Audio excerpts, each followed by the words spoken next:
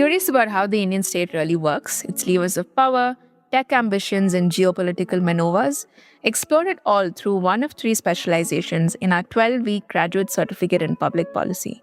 Applications close August 24th. Welcome to All Things Policy, a daily podcast by the Takshashila Institution. We are a bunch of policy nerds based in Bengaluru, and we like bringing fresh perspectives to Indian affairs and Indian perspectives to global affairs. So grab a cup of coffee, sit back, and join us for today's chat.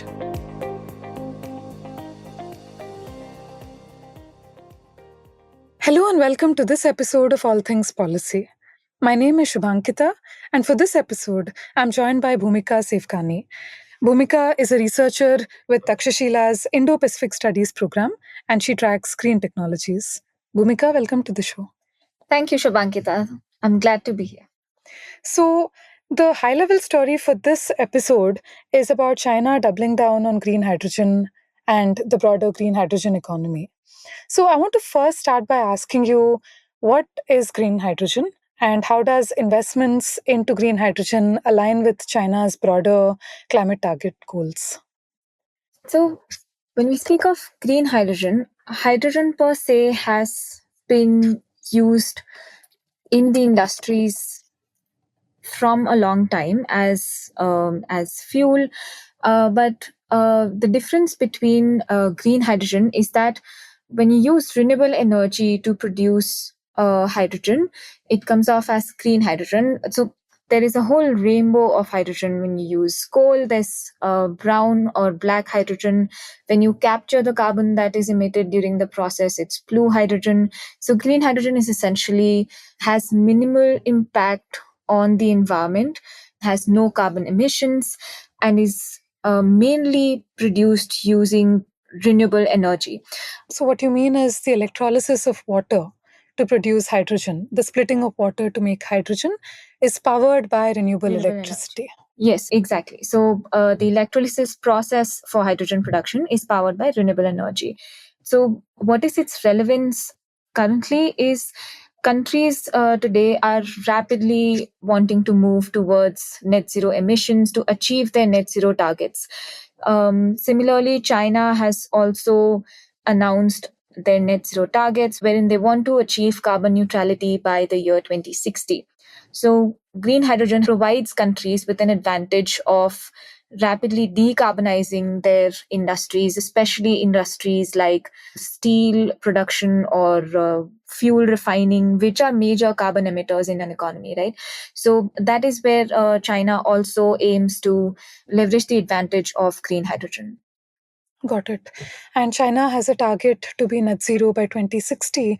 So this is essentially them sort of planning ahead and doubling down on this new technology, which is honestly not commercial or commercializable today in terms of price parity, right? From what I understand, the price of green hydrogen is at least a couple times higher than, say, brown or black hydrogen.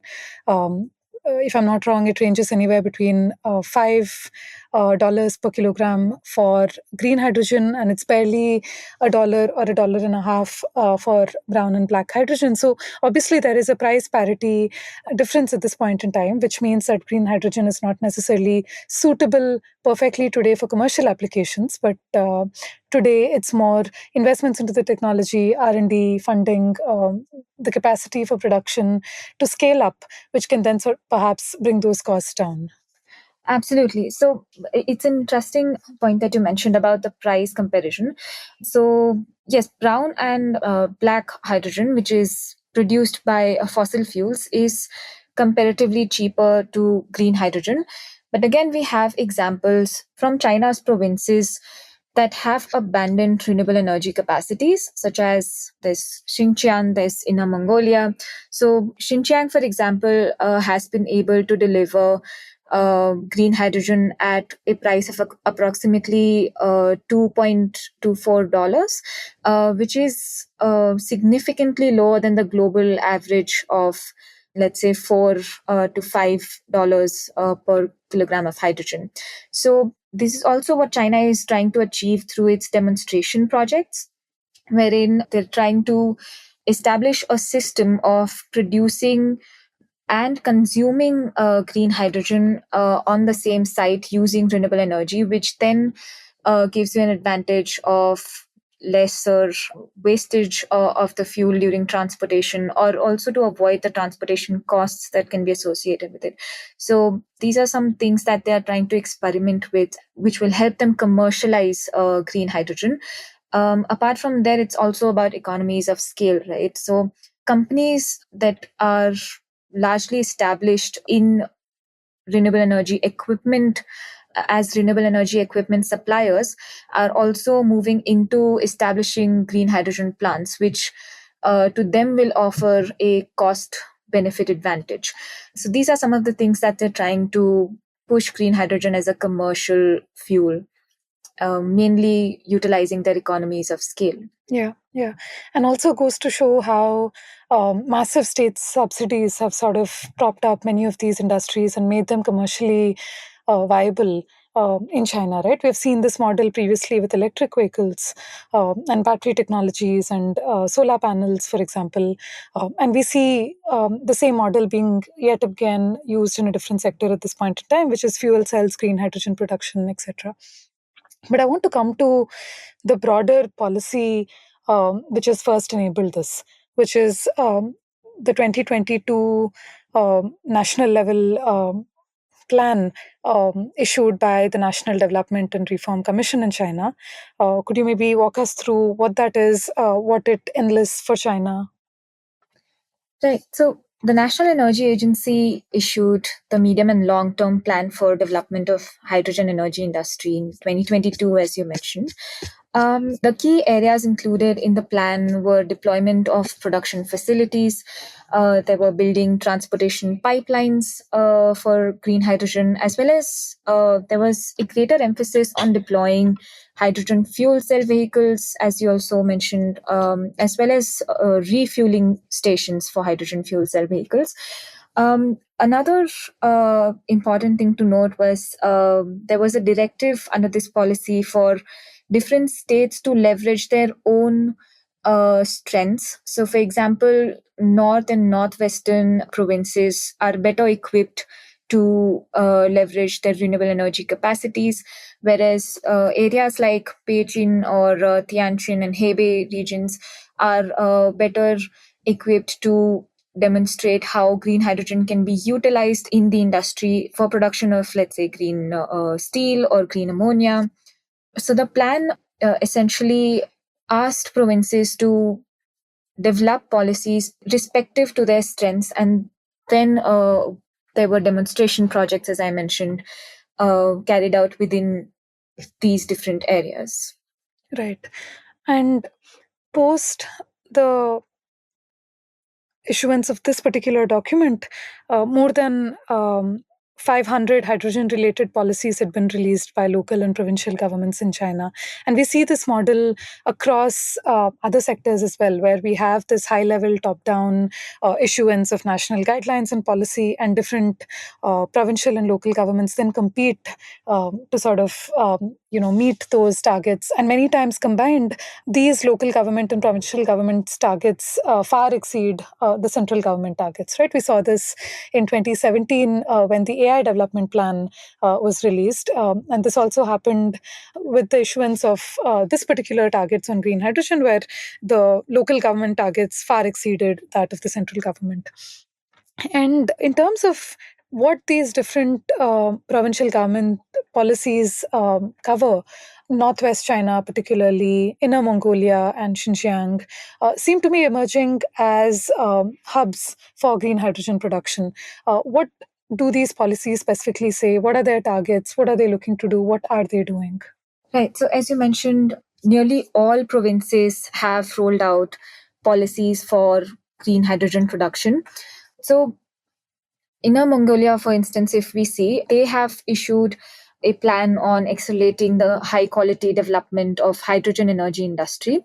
Now, Inner Mongolia, as an example, if you're taking, it has a large unused potential of renewable energy. which the province plans to build up on and utilize for green hydrogen production. So interestingly, there is a policy in Inner Mongolia which limited the electricity generation capacity of wind and solar projects that can be sold to the grid at 20%. So beyond 20% of the total electricity generated from a particular wind or solar project, you cannot sell that to the grid, but it has to be diverted towards producing hydrogen in that province. So such policies is what also makes Inner Mongolia a leading province in hydrogen production. And this province has also seen the announcement of one of the largest hydrogen production plants.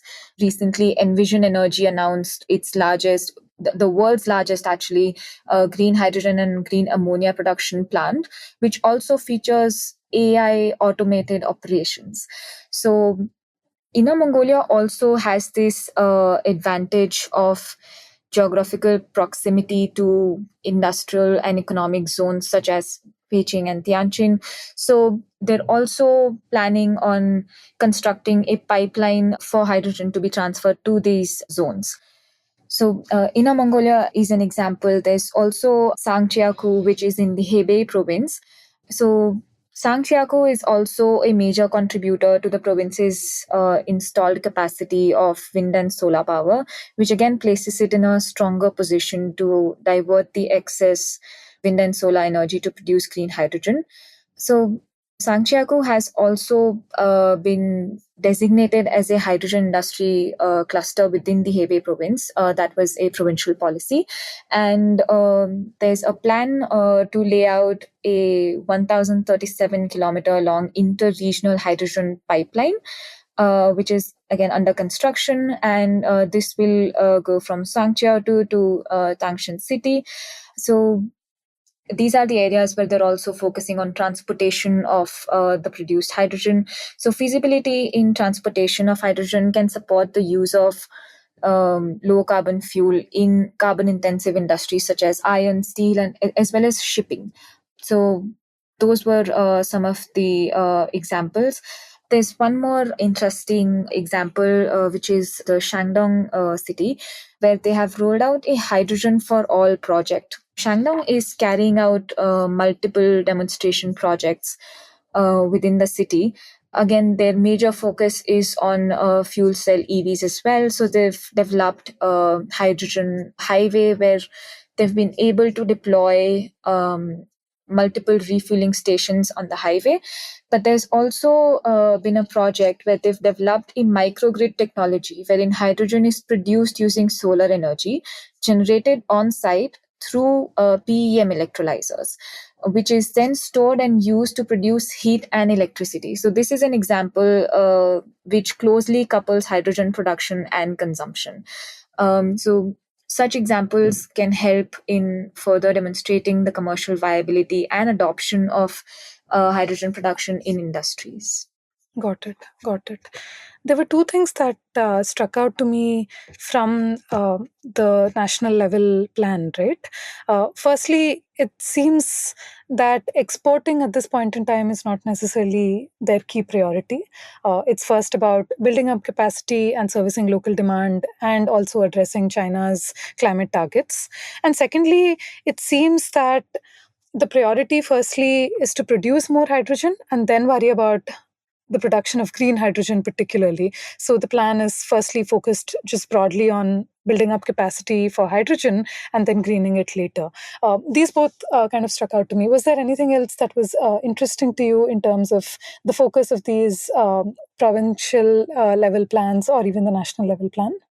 Right. So, as you mentioned, that there are no targets for or policy intent for exporting hydrogen, mainly because of the challenges that you can face in internationally transporting hydrogen gas, right? So, the focus on green hydrogen I would say now it has picked up. But if you were to look at the numbers, so by 2024, as we know, China had become the world's largest hydrogen producer, reaching an annual production of 36.5 million tons. But green hydrogen within it is only accounts for 120,000 tons for production. Brown and black hydrogen is accounts for the largest share of hydrogen produced in China. But despite this small number of percentage within China, China still represents almost half of the world's of green hydrogen output. Yeah. So the share of green hydrogen worldwide currently is less because of the technology and commercial viability of green hydrogen production still being under the testing phase. Since you mentioned exports, I'd also like to mention about the dominance of China in the manufacturing capacity of electrolyzers, which I think can play a major role in exports once countries start to adopt rapid green hydrogen production within their territories, right? So currently, China also dominates the manufacturing capacity, 80 to 85% of electrolyzer manufacturing capacity in the world. So it's similar to their dominance in solar PV module and as well as wind turbine equipments, right? So I think that is where their target might be in first adopting green hydrogen domestically, but then later exporting the technologies that are used for green hydrogen production. Yeah. Also, in terms of just the R&D that's going into this sector, I wanted to highlight to our listeners that more than half of green hydrogen patents filed in 2018 and 2019 worldwide were registered in China. And I'm quoting from a Merrick's report on this. It's possible that some of this are dubious and are incentivized, but regardless, goes to show that there is activity in the sector in China and in labs and in institutions that are working on this. The other perhaps is just the number of green hydrogen projects that are under development at this point in time. And also with the government sort of pulling back on subsidies and state support for their electric vehicle sector, looks like this is them sort of doubling down on fuel cell vehicles and green hydrogen as well. And we've seen this as a model, right, wherein one particular sector gets national level priority, and this could be multiple sectors at a certain point in time, and then they get massive subsidies, massive support. There's also massive entrepreneurial activity in that particular sector with multiple people starting up companies, which then have just brutal competition, which is sort of called Hunger Games capitalism. And then these companies really sort of fight it out. And then over a period of time, the same subsidies that enabled these industries and companies to flourish sort of get rolled back. And many of them then need to merge and consolidate, and many of them die in the process. But the winners of such a battle and such a difficult, brutal competition just tend to be world leading, as we saw, for example, with the example of BYD in the electric vehicle and the automobile category, right? So we see now that electric vehicles are being phased out in terms of subsidies available, and now it looks like this is the sector that the central government is sort of prioritizing. Did you have any other comments? Just a final comment that, as you mentioned, right, China is scaling up its green hydrogen production at a rapid speed, and it is applying the same strategy of building massive production capacity through subsidies, tax incentives, as it did in electric vehicles. And yet it seems that it is set to dominate yet another sector. The importance of green hydrogen is in enabling countries to decarbonize their industrial production, and nations are also looking towards green hydrogen for enhancing their energy security. In that case, China's role as an electrolyzer supplier, as well as a wide adopter of green hydrogen in its economy, could also place it in a pivotal position in a new energy future. Moreover, the widespread adoption of green hydrogen across China's economy will also help it to mitigate its image as the world's largest carbon emitter, right? Yeah, So, yeah. And let's not forget that the 14th five-year plan released in 2021 had identified hydrogen as a frontier technology. So this is definitely part of strategic sectors as the central government sees it. And so continued support for the sector is likely to come. And much of this is going to materialize in the next decade or so. By the time the sector and the technology is commercially viable, China perhaps already has a lead in capabilities across the value chain, etc., etc. Yeah, exactly. Yeah. Thank you, Bhumika. This was lovely. Thank you, Shobhankita. If you liked our show, dive into Takshashila's research on technology, strategy, and economic affairs. Check us out at our Twitter handle @Takshashila INST or our website takshashila.org.in.